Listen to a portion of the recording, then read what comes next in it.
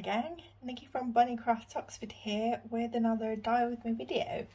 And I bet you're wondering, oh, what is this strange setup? Why is there a jar and then a tub and some dyes here? Well, we are going to, oh, I need to move the camera. There we go. We are going to do some solar dyeing, and we're going to do two different projects.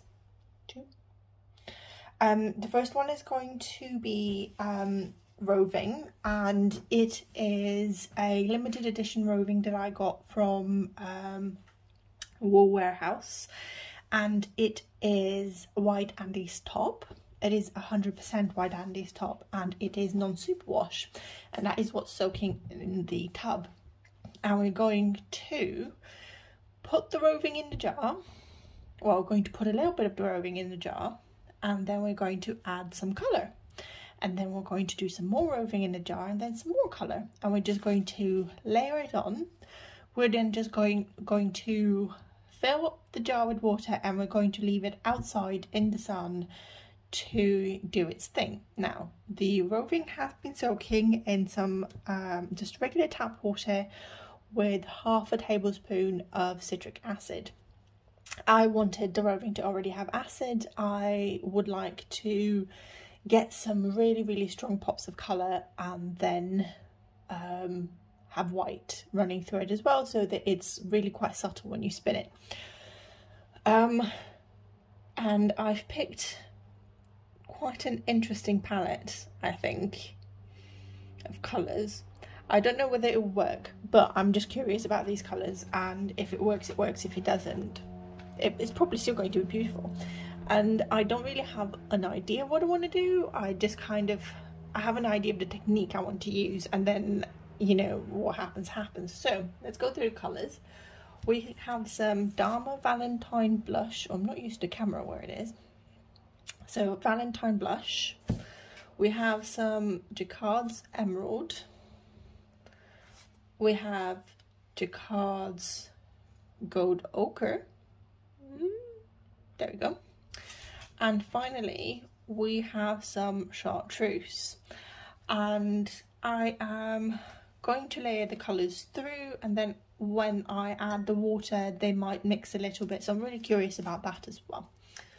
I'm probably going to have to steam set this afterwards as well, because obviously while it is very sunny here, it's starting to cool off finally after 2 weeks of just heat hell. So I don't really know. So let's get this started. I'm not going to I mean, I hope all of the roving will fit in here. This is the biggest jar I could find. I will be using a KN95 mask. You know, I prefer this one just because it muffles my voice less. Normally when I dye, I use a dual filter respirator, but these are really thick, and actually is made from the same filter as my respirator mask. I'm also going to be using gloves to protect my hands. I like using the really thick marigold ones, and I wear glasses, so I don't need goggles, but if I was wearing my contact lenses, then I would actually use protective eye gear as well. The other thing that you always find this in my video descriptions, but just to mention, anything that you see me use here, like jar and things, will never be used for dyeing, for food even. This is only used for dyeing because I'm using professional acid dyes.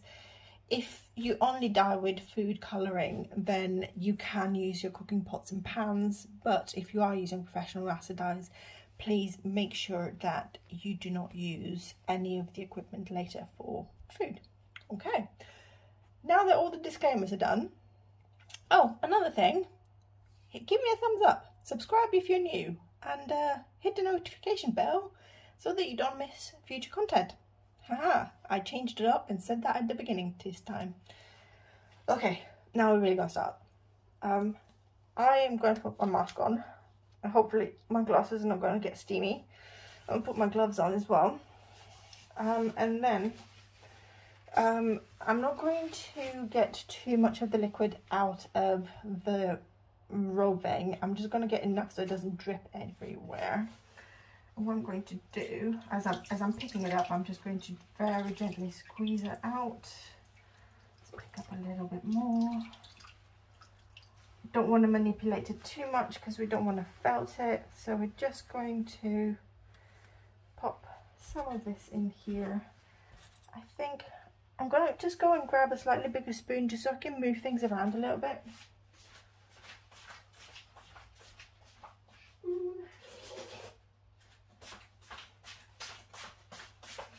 You get to hear me with my flip-flops. I'm just pushing this down very gently. And then I want just a little bit more in here in the center. Okay, so I think, don't want a little bit more. I'm just going to whack a little tiny bit more. There we go. I'm going to start with the gold ochre. So I'm just going to open this up. And we're going to grab a little bit. I'm just going to put this on. I'm not going to knock it. And just sort of tap it in and move this way, and then just whack it in, and then squeeze a bit more of this out.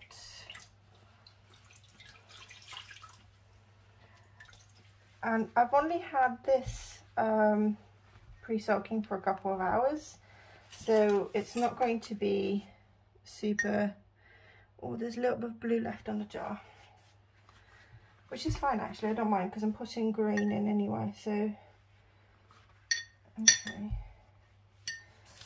let's do the green next then. I think green and yellow go well together. Or let's close the yellow first.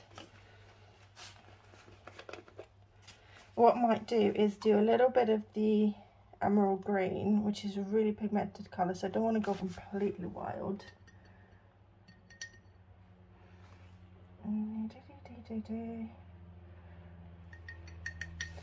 But I'm also going to wipe my spoon, close this,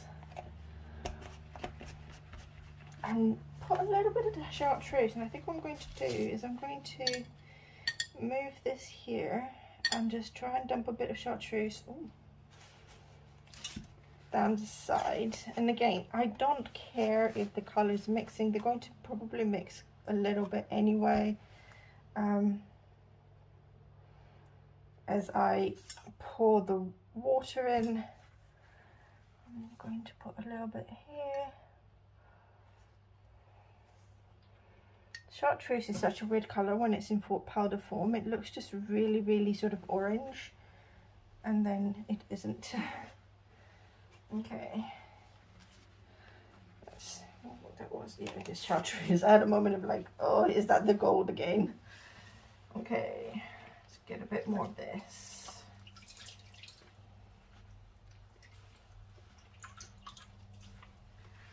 And just pop this down.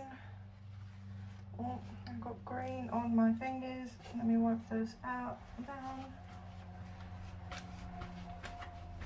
So I've never done this before, and I've most certainly never done this before with roving. So I'm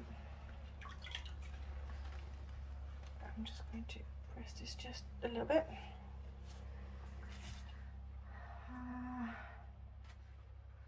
I'm making such a mess, oh my god, but I'm kind of really enjoying this. I'm doing solar dyeing at the moment because I just can't face turning the hobs on. So this is probably going to be out for about 24 hours, and we'll look at it tomorrow morning, or tomorrow afternoon maybe. Okay, so we're going to do the pink. Oh, Valentine blush. I have no idea whether these colours even go together. I just kind of assume that they will. I don't know why I assumed that they will. I'm going to move this.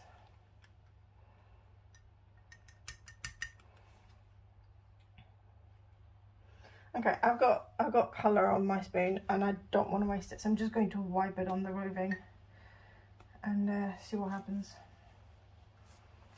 I'm going to close this.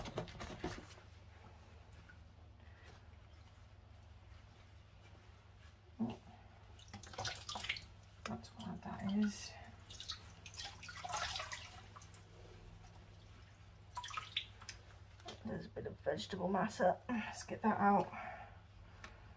So I'm going to press this down again. And when we add the water, this is also going to press it down. I'm going to, what am I going to add? I'm going to add some more of the gold ochre.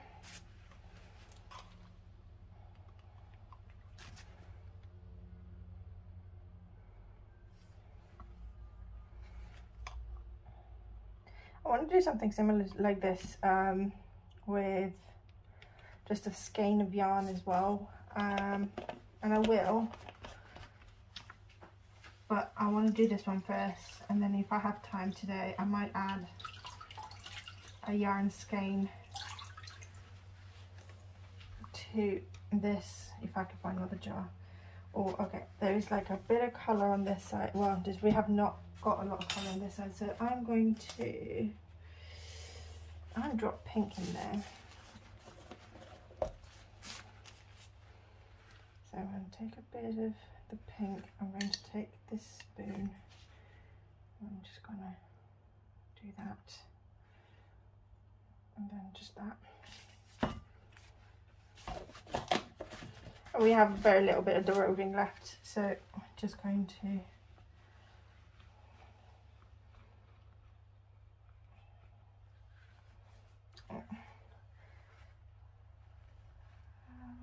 poke. Probably shouldn't be poking it this much. Why is the water everywhere? Because I'm literally picking roving out of like a bucket. But chartreuse, I'm going for chartreuse. This is probably the worst way to dye roving, but I'm quite curious, you know, so I thought I'd bite the bullet for you guys. I thought I'd make the mistake of dyeing this like this. Again, I have colour on here, so I'm just going to wipe it on this. So yeah, I love chartreuse. Like when it actually then gets, I think it's when it touches acid, it just get all of this roving out and then just whack it in, put a bit of that emerald and a bit of pink together maybe. As soon as it touches acid, it changes colour into green from like the orangey. Okay, so first you can see where, like, because there's water in here, and I'm not taking a lot of the water out of the roving as well. It's starting to pool at the bottom. I'm going to do a little bit more pink. Wipe my spoon. Put a bit more of this in here. Do the emerald green. Oh god, this is so pigmented. Don't want that much of it. And then just pop the rest of this in here. Oh, I can see a bit of blue, like the emerald green breaking and stuff, which could be quite interesting. Okay, I want a bit more pink. I'm going to do it this way, so I'm going to do a bit of pink here with the green. I am spitting dye, and I also want a bit more of the ochre. I'm really quite enjoying the ochre.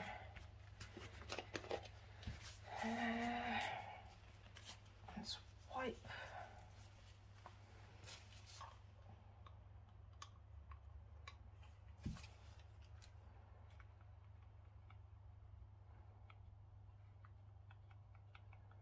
Okay.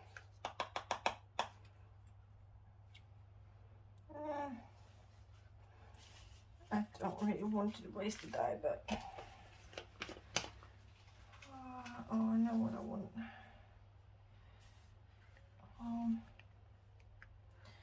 I don't know whether to put a bit more dye just down the sides. I might just do a bit of chartreuse on one side. So again, just pop this here, and then I'm going to spin it round to grab the pink. I'm probably just talking under my nose and you guys can't hear me, and I'm going to have to do some serious voice editing afterwards, but oh well. I'm concentrating very, very hard. Do a bit of pink. And do a bit more of the ochre, because I wish I could do that sound like RuPaul, but I can't really. Maybe I can, I just never really tried very hard because I don't think I can pull it off. Oh my god. Can you see? Oh, well, let's put some water in here and then I want to zoom you around my workstation because, oh sweet lord.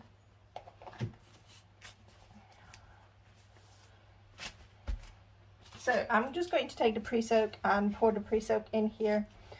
Because it already has vinegar and stuff in there. I'm just going to be very gentle and see what happens with the colours as we pour it in. Oh my god, it's going to be such a mix.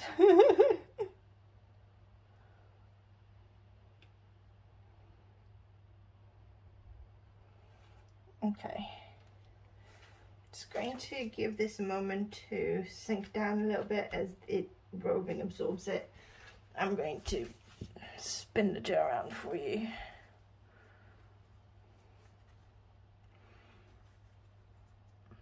I absolutely love this.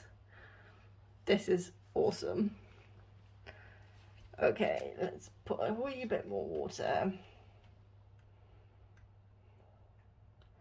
So one issue that we're probably going to have is undissolved dye that is going to bleed when we wash this. So washing this is going to be an absolute nightmare, and I already knew that. It wasn't like I wasn't aware or anything. I'm just gonna do a little bit of poking just up here and just here to get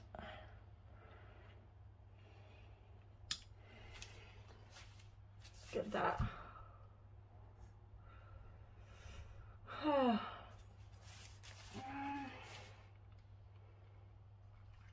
Just like a little bit of pocket of like stuff. I don't know whether I'm going to keep spinning it. This is so cool. So cool.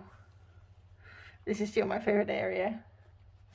Okay, it's going down slightly, so what I'm going to do is I'm going to put a little bit more. I'm going to leave this here for 10 minutes and then, well, I can take my mask off, and then I'm going to see how the water absorbs and whether the water level goes down. Or this is why you don't take off your gloves. This is why. Because I have to clean up as well. Anyway, okay, calm down, Nikki. So yeah, we're going to leave this here to see whether any more water absorbs into this and the water level goes down, so we need to add more for 10 minutes, and then we're going to take it outside in the sun. And yeah, I'm excited. So before I go, I'm gonna put my gloves back on because otherwise it's just going to be an absolute disaster area. Let me show you. Look at the mess. Just the mess. This is why I have this. It is a nylon tablecloth and it's just wipeable. I love wipeable things. So I'm gonna go wipe this down, and I will see you in 10 minutes to see how the water's doing and to move this outside. Hello. So there's been no change. No water going down, but that's fine. I don't think there's been much of a change in the colours that we see. Managed to trap one of my hairs right there, which is annoying, but oh well. So I'm going to whack the lid on, which does have a bit of blue on it for some reason. Just wipe this out. Okay, that's fine. just going to, oh, I knew that was going to happen. Okay, this is why we have this little towelette thing. Let's wipe this down. So you can see that we have a little bit of dye here that hasn't dissolved. Let me bring it a little bit closer. So a little bit there. There's a little bit down here as well. I hope that this dissolves through the process, but if not, we will end up probably soaking this in a little bit of, you know, like a vinegar bath or something. I might do that, just dump it and then soak it in a bit more vinegar before I just keep stripping, before I steam set it. But I will definitely be steam setting this, I think. Alternative, I don't know whether to just dump it in a pan with water. I don't know, we'll see what happens and how much bleeding there is when this comes out. So let's take this outside. I'll have to remove you from the tripod, so bear with me. Okay, so as you can see, it's really sunny. You can see my potatoes, you can see my tomatoes. They're a little bit late, but look at my little pretty babies. And I have aubergines now as well, which are doing quite well. But so this is one of my it's like a little greenhouse, but I've taken the plastic off of it. So I'm just going to leave this on here. And I need to set this a little bit better. Oh, there we go. So here it is, our little jar out in the sun. We'll be back in 24 hours to see what happens. It's gonna rain tomorrow, so I think this was the perfect day to do this. I'll see you in 24 hours. Morning, although, is it still morning? Nope, it's afternoon. So the jar has come from inside because, well, let me show you. Weather's looking a wee bit stormy. So, pardon me, hold on. Ooh, sorry, a bit of air went the wrong way. So, brought the jar in. This is what we have. I absolutely love it. I love it, love it, love it. Just the green, and I think there's like chartreuse just sort of in this area. I love here. So I think this bit right there is where we've had some of the emerald, and then we've had the Valentine blush, and the emerald's broken and the blue has gone into the Valentine blush to do a little bit of purple. So you can see as well, let me put this down. You can see we still have undissolved dye a little bit here. There's a little bit here. I reckon, yeah, the jar got rained. This is why. Yeah, so there's a bit here. Yeah, I think the green is the one that's had the most sort of dissolving issues. So I'm hoping that maybe with the heat it'll get better. Sorry, I'm crackling. So what we're going to do, let me turn the heat on. I don't know why it keeps doing this noise. Right. So I have my pasta pot with, well, multi-layered pot with the pasta insert, and I've got water, and I measured the water so that it's up to the neck of the jar. So we're just going to, hold on, I'm going to need to put you down. Okay, I had to loosen this up so we can take this off. You can see, so I do think that they're going to, we can see it like throughout the jar as well. We're going to have little white bits. I'm really curious, just want to lift just a little bit and have a peek. So we're going to put this lid open in here, and we're going to get this to simmering point, and we're going to leave this in here simmering away for 30 minutes, and then we're going to leave it to cool completely, and we'll empty it, the whole jar in here eventually. And if you've watched some of my other videos as well, you'll know that this staining that I have, this is from the saffron, and the blue is from and the saffron is Dharma saffron, and the blue is from Jacquard's Royal Navy. Yeah, navy blue, not royal blue, navy blue. And it's stainless steel, but it actually doesn't, like, it doesn't come off. I've tried scrubbing it off, even like with a wire brush, and it won't come off. And I think if you watch other dyers videos as well, these pans eventually just end up being various colours. I'm guessing it's just something that bleeds into the steel. I don't know. It doesn't affect the yarn when you put it in here. It doesn't bleed into the white yarn or anything, so it's fine. But yeah, I'm going to get this up to heat. I think, is it heating already? Oh yeah. Okay, let's turn this down a little bit, because to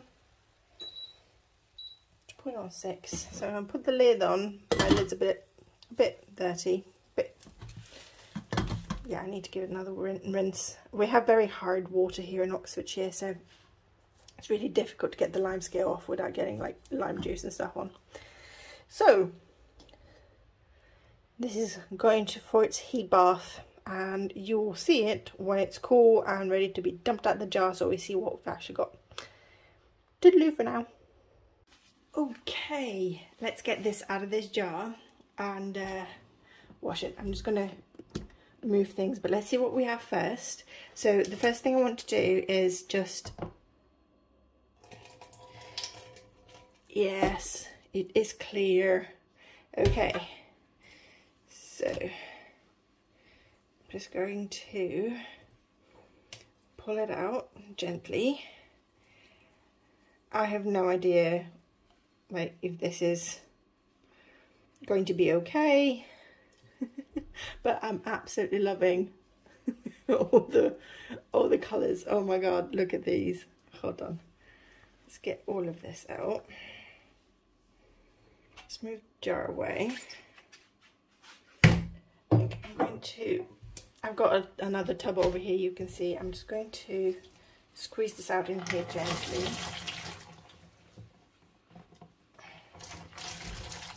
Yeah, all the water's clear, which is great. Just going to, is it all clear though? No, okay, so we have some green in the water, which I actually expected because I could see some undissolved green dye, which is fine because I'm going to soak this next. But, oh, this is all spread out over here, which is fine. But let me see if I can get you more. There we go. Oh my gosh, look at those colours. Look at this. How gorgeous is this? Oh, I'm so pleased.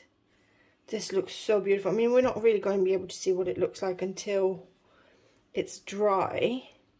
We have these gorgeous, I mean, obviously when you spin this is going to